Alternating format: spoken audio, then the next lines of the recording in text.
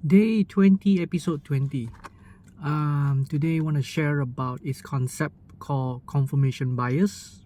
And basically, it's the practice of searching for information or only agreeing to information that is supportive of your idea. Okay, which is a bias lah. So what does it mean?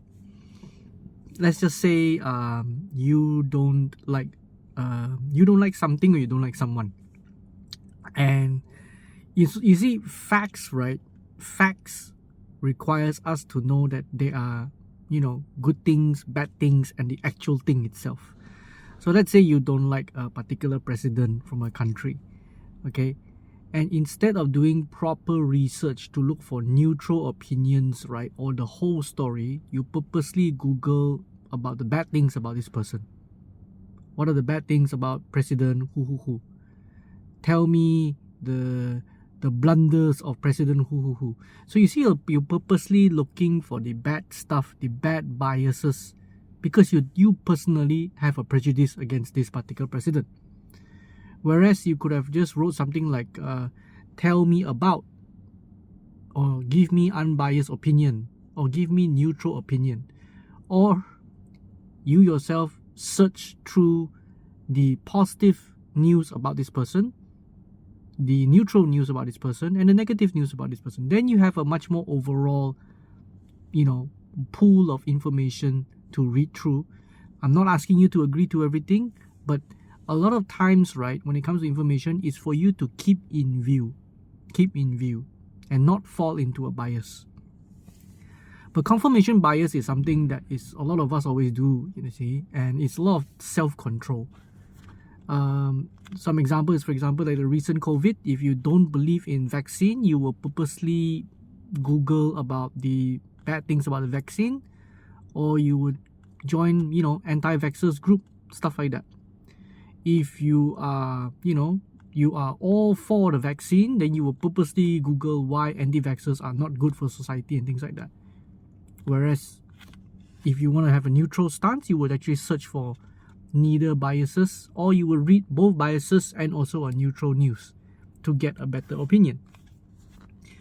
So it's one of those another easier than said practices, but we really need to check ourselves when we want to read about an idea, about a person, about news.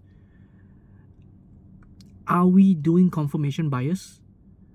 Okay, are we purposely hanging around with people that supports our view to dislike someone, or dislike a certain idea, or dislike a certain culture or practice or groups?